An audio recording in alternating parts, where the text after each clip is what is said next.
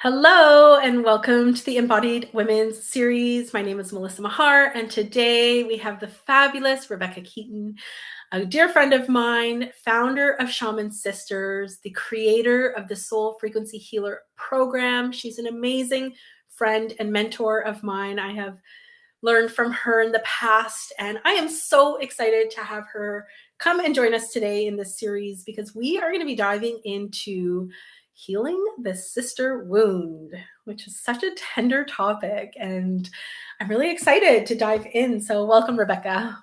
Thank you so much. I'm Yeah. really excited to be here as well. Appreciate it. Yeah, my pleasure. Thanks for coming. So we were chatting when I invited you into this conversation, and we got really excited about sharing this topic. I got really excited because I have been very blessed to sit on the other end of the screen and watch you show up so authentically, so vulnerably in the last year online, sharing your gifts, sharing your medicine with the world. And I would love for you to share with us how this began. I know it's a very interesting story, how this stepping into a more visibility came your way. And yeah, I would love to hear it because I know it begins with a near death experience. Yeah. So take it Love that. away. Yeah, I'll give a little bit of backstory about myself, only because like Please. just how much of a wound I had around using my voice. Like it was so deep. And I've shared this before, like I've spent probably at least $100,000 trying to heal my voice. My whole journey of my life was trying to heal my voice. I've done literally everything you could possibly imagine. And so it was really a deep wound that I was trying to heal. And last March, so a year ago, almost to the day, I had a anaphylactic shock in my kitchen. And no, I was alone. It was nighttime. And I panicked, obviously, and I knew I didn't have a lot of time. I was having every severe reaction all at the same time, vomiting. I was passing out, and luckily I managed to hit the panic button on the alarm to get the ambulance here before I completely passed out. And luckily, I didn't have a blood pressure, they said, for 20 minutes. And Wow. luckily, yeah, and luckily, I obviously survived. And all I remember is really praying, like, just please, God, save me. Like, whatever happens, like, I knew I was having, I'm a former nurse. I knew I was having an anaphylactic shock. And it was so life changing. After that, I really assessed, there's a lot of layers to this, but I really assessed how I was showing up. And Mm. the fact that, we're wasting so much of our gifts and our talents because of fear. And I really assessed all the places where I was still holding on to fear.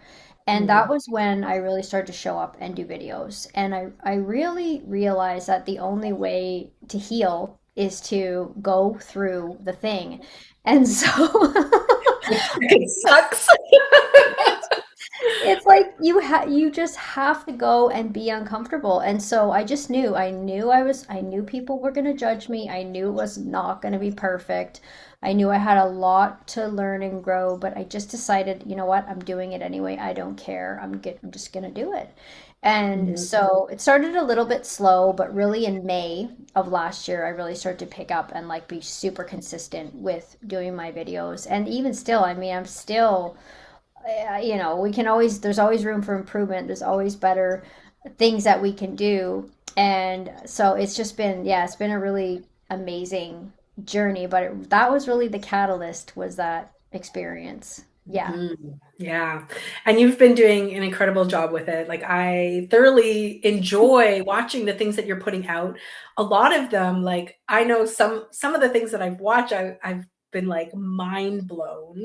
And other things it's like, oh my God, I'm right there with you or having a great laugh with you. So I just want to celebrate you in that because I know it's like it takes so much courage to put ourselves out there, especially when it's like we know this is an assignment from God. Yeah. And we have to put ourself aside to deliver the message that we're here to deliver. And I know that you have a very powerful one to share. And so, yeah, I celebrate you in that wholeheartedly. And so, yeah, tell me, how was it? Like, what were some of the things that you had to work through in your mind or in your body or in your energy that really supported you in getting out there more and sharing your message? So I had to, yeah, I had to really turn off the outside world, whether that was like people loving it or not loving it. Mm, I found that a lot of people supported me that I didn't think would, and a lot of people that I thought would support me did not support me. yeah. Isn't that interesting? Yes, and it's still to this day. I mean, there is still to this day a lot of energetic backlash. But what it really, like, one of the things that I really got from it, especially because my message can be a little controversial, so, people that don't agree or whatever. So I received a lot of hate. I mean, I had think people say the most nastiest things to me.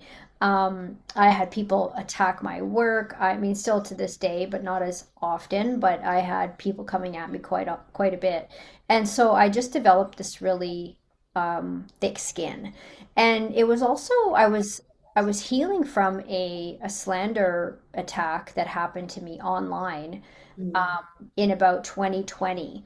And that was another thing that really shut my voice down. So I had just, in 2020, I had just started doing videos. I literally had just started, and then this slander attack happened. And that just shut everything down completely. So it was also like a reclamation of me being able to realize that actually that could never happen to me again. And I think it's a lot of people's fear when it comes to putting themselves out there is like they're going to get attacked and people are going to say things about them. And it allowed me to handle all those things that people were saying or judging or whatever they were projecting onto me. And it literally didn't have any effect on me whatsoever. It didn't even get me triggered. I was just like, okay. And mm, so it really was able to heal another wound of like persecution. I had this mhm, really deep persecution wound.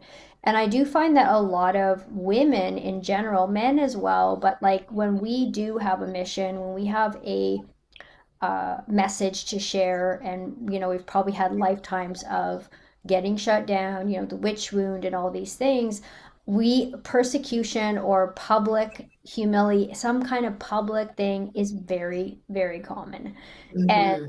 when you become so free of it could never touch you again, an entirely new world because then you can just fully show up as yourself. Yeah, that's amazing. It makes me think of the series that you're putting out right now around spiritual authority and these Mhm. webinars that you've been hosting and teaching people that, like, ultimately, when you know yourself, nothing will get to you. And it Yeah. sounds like you're really embodying that. Yeah, yeah, Mhm. definitely. It is an embodiment at this point. And I Yeah. mean, I earned it. It took me, some people just have it, but I didn't. I did not. Mhm. Mhm. So, Mhm. Yeah. yeah, Yeah. And there's often like a link between feeling safe, being seen and witnessed, and like it's especially among women. Like for me personally, like I I love relationships. I connect in relationships. It's something that I love and I thrive in, and it fills me up. And I remember the first friendship breakup that I had in my 20s and how devastating that was for me, because I always just thought like, oh, just the intimate romantic relationships come and go. Never did I think like a friendship would end or whatever. And having all of that, gossip and mean things or false things that were said was like really, really, really hard. And so I wonder if you as well, and well, not I wonder, I mean, I know we've talked about this. So I'd yeah, love to lead us into that conversation around how, when you started to show up visibly, and you kind of touched on it already, where it's yeah. like some of the people that you thought would be there weren't, how that impacted you, and how that brought you into a deeper healing of those relationships and the sister wound.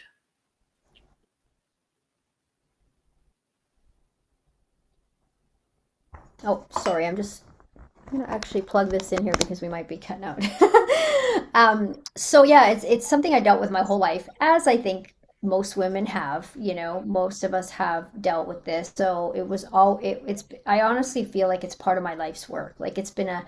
huge theme in my life, bullying and all kinds of stuff. And so yeah, when I first started doing the videos, that's one thing that I noticed is that certain women that I had been friends with for a really long time, whether that's online or in person, or both, they basically just acted like I was invisible. People who I supported their pages for years, they never even commented. They never even acted like nothing. And it really hurt. Like I really felt very hurt by it. People that were really close to me, they never like when someone's a friend or a sister and you launch a course, you would think that all those people that you were friends with or that you were in community with would say congratulations. Mhm. Not a single person. And I mean, maybe one or two, but mostly Yeah. nobody. And so it's something that I share about it a lot because I'm like, you need to be prepared for this because it can stop people from actually going forward when there's literally no support from people that they thought would support them. So I had a lot of people drop out of my life, a lot of people when I started doing Mhm. videos, even very, very close family members, very close. And they're still not in my life. It's been almost a year since they're not in my Wow. life. Very Mhm. close female family members. And it really is quite telling and it's really unfortunate. Mhm. And Mhm. but again, I feel like it's been my life one of my life lessons is to deal with this sister wound. And one of the things that I've really learned is that a lot of this stuff comes down to like in terms of resolution, it comes down to having communication, like just Yeah. having a conversation. And it's really about a lot of times that people are not willing to even be honest about it. Like Yeah. I'm very direct. I did not used to be like this, but I am very direct. Just communicate. I will be direct to you, you be direct to me. Let's have the hard conversations. Let's talk about it. And people cannot be direct. I know. So Even wild. if you ask them to their face what's Yeah. happening, they will not speak the truth. And so, how can you ever fully have a real close relationship in that way? Because there's something that's not being said. There's an elephant in the room. Mhm. Yeah.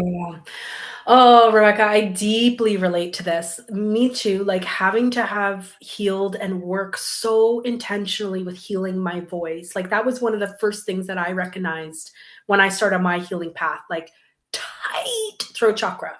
Anytime it would tighten up. And now for me, anytime I feel the tightness, I know that's my cue to communicate. And I've had personal experiences as well with like some sisters where I've met them through different communities and different circles, and we begin a friendship. And I remember one friend in particular, like, I just noticed that I would feel jealous. Hmm. Like, I would feel it in my body, and I would project in my mind when I would see her online or something like that. And one day I just decided to just speak it. Yeah. And I remember calling her up or sending a message and being like, "Hey, I would love to like have a chat with you about something super vulnerable and personal and maybe a little uncomfortable." And she made herself available right away. And so I was like, "Oh shit." I didn't think it was going to be like right then and there, but I'm like, "Okay, let's go for it." And I just said it to her. I said, "Look, this is just a me thing.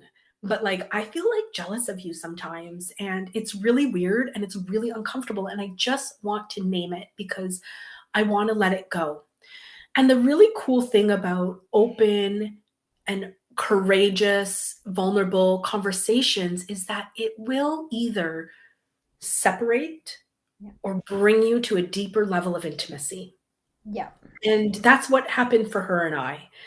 And that's why I encourage people. And it's not easy, even to this day. Like, I can courageously communicate with people. I really feel like I've done a great job building my communication skills. And every single time it's uncomfortable. And every single time I feel like, oh man, what if, right? And what do you think we need as women in order to be able to answer those direct questions that a friend is asking us, or courageously communicate when we have something that is kind of like the elephant in the room? I think we need to have, we need to have compassion for one thing, for one another, depending on what side you are in. Um, and it really depends on if the other person is willing to meet you, because for my situation, when I asked in the one example of a close family, I literally opened up the conversation, and I wanted to know, and she wasn't honest with me to this day. And there's nothing much that you can do when Yeah. that's the scenario. But I'll give you another scenario of one that happened recently on Instagram, where a girl showed up into my DMs and basically accused me of kind of being dishonest for using Botox and filler. And I don't. And I don't judge other people that do. If there's no judgment. And the fact that she was judging me was kind of off-putting, but I didn't.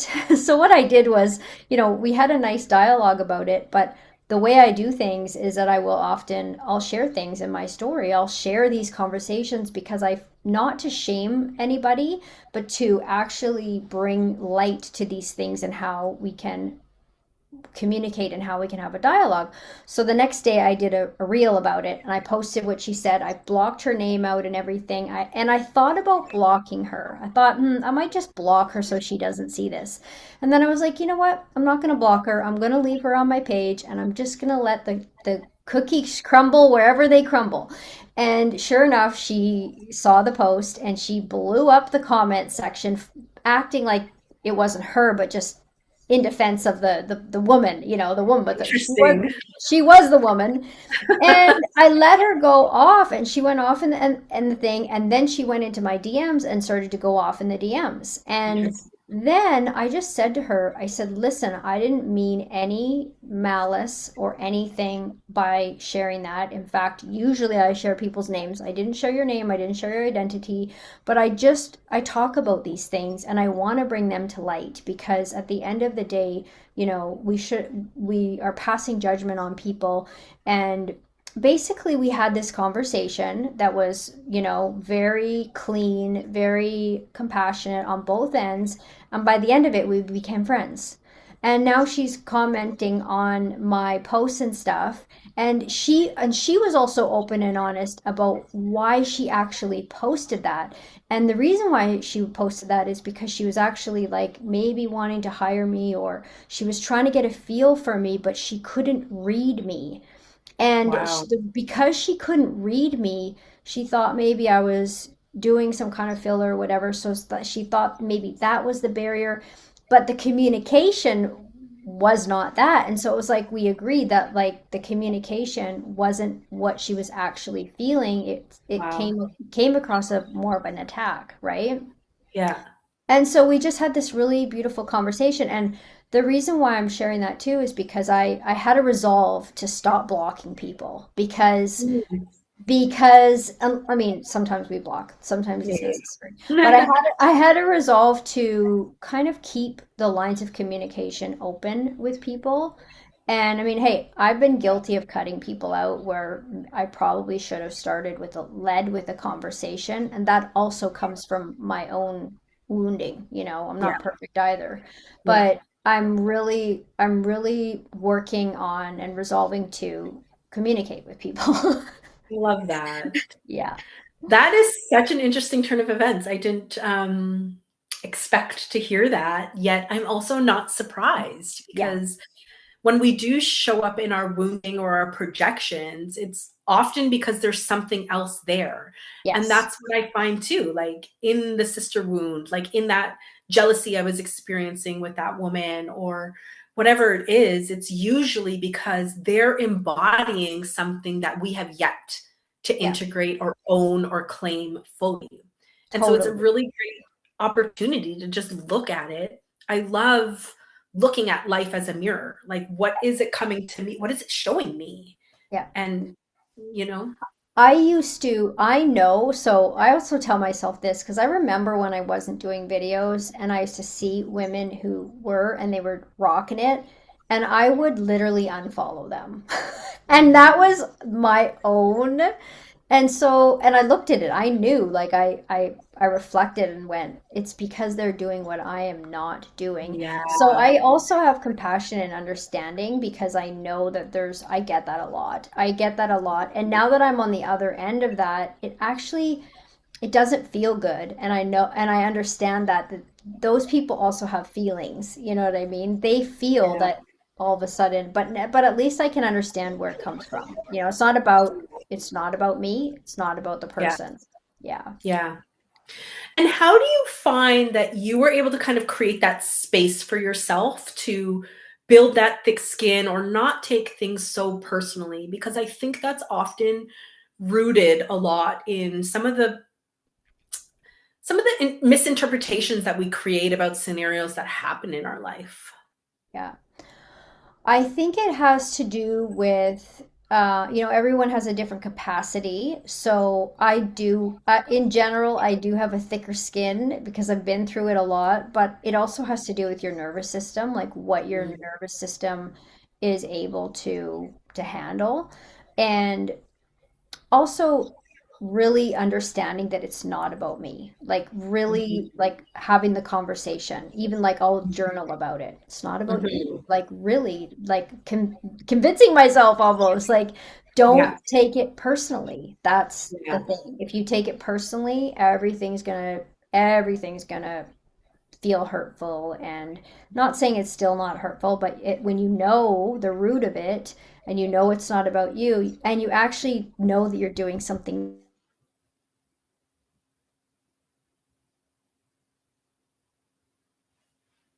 poking, probably going to start doing something for themselves. Like they're going people are secretly watching going, oh, I really want to do that, Mhm, mhm. maybe I'll start doing that. Yeah, yeah, and we can cheer them on. I love how you said too, it's like you have to really know, but like it's one thing to know. Like I can know something, and it's another thing to entirely different to be it, to behave in that knowing, to act in that knowing. So I love that you kind of threw in like journal about it Yeah. or, you know, it can be a two-sided conversation on that paper. Is there anything else that you would say could be really helpful in that being of that behavior instead of just a conceptualized idea? Because sometimes there's Yeah. a gap. Yeah. So, I mean, it even involves shadow work because I tell you, like in the example of social media, but this can be life in general, the shadow work aspect when you are putting yourself out there, when you are doing these things is massive. So the other thing is like, how do I really even know this is true? Like, yes, we're intuitive, we pick up on things, but how do I know, why am I making this about me? Why am I Mm, making this mean something that maybe it doesn't mean? So there's a lot of, I would say, shadow work and journaling. I have even asked women who I thought I just felt something off. I've said, "Hey, I noticed that there's an energy." They denied it. They didn't, and I know they were lying. I know they were lying, but I felt good that I still did. I still confronted it. So yeah, like doing the shadow work is a big thing because we can. I also learned I can make stuff up too. I can easily make stuff up. so true. It's our own shadow making it up. But there Oh, but there that's are amazing. there are real things, and so we do need to. Yeah, I don't know if that helps. Like that's what I did. I journaled. Yeah. I still do shadow work. I journaled. I also really try to, yeah, not create stories. Like if Mm, there's no evidence of something, it doesn't, why even create a story around it, you know? mm. And then Yeah, and that's and then good. the communication piece is super important. Like if anybody ever shames somebody for being for just saying, "Hey, is everything okay? Like I'm sensing something, or is there anything we need to have a conversation about?" Or whatever it is, like how you approach that girl. I mean, if anyone ever is upset about that, I mean, it's just clear communication. Yeah. It's a good thing. Yeah. That's evidence in of itself. Yeah. Yeah. Yeah. Exactly. That's beautiful. I think that's very helpful. I appreciate you sharing that. And um, I personally find a lot of value in that too, because it's about that integration. It's not just about like knowing things or, whatever. It's about becoming it and integrating it and being it. So I find that super helpful as well. And the other thing Um, I find very helpful too is to share what I'm going through. Like I'm pretty yeah. open about being like, this isn't easy for me. I'm not showing up being like Yeah. I'm an expert. I'm like I'm going through stuff, and I share that openly. So, Yes. yeah. Yeah. Like allow your human the space to be there. Yeah. 'Cause it's not easy. It's not easy, but man, is it rewarding when you can have those rich relationships and those rich conversations and you can feel really uncomfortable, but still be loved and seen. Yeah. It's like, oh my God, that's liquid gold. It's It so really good. is. Yeah. I Yeah. pray that we can all resolve to to, Yeah. to Yeah. do this. Yeah. Yeah, and it starts with ourself. Like, it starts with radical honesty with ourself about how we're really feeling. Yeah. And I think, we're afraid that we're gonna be rejected or something awful is gonna happen, and it's not to say that that's not possible, but I'm telling you, the reward on the other side of it is so much more valuable than that possibility, which Yeah. is just a possibility of rejection. It's very rewarding. Yeah. I agree. Mm. I Yeah. agree. Oh, I love you so much. That's so awesome. I love you too.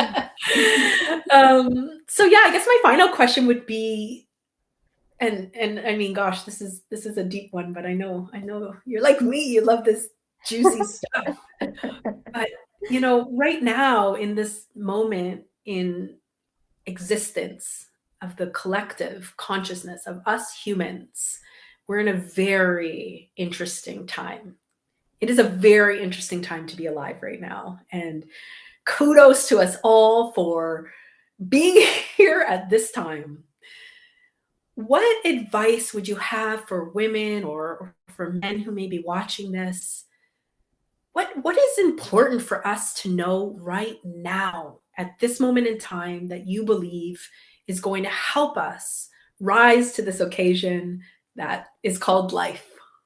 Yeah. I was just writing about this morning Mm, because, we have wars going on, we have all kinds of stuff going on, and people are always asking me like, what can I do? What do I do right now? And, there's many things that we can do, but I think the biggest gift that we can give to humanity is to really know ourselves and to really start to embody our highest self, the highest version of ourselves, the authentic version of ourselves. And that comes down to kind of purifying and releasing everything that we're not, everything mm, that is not true.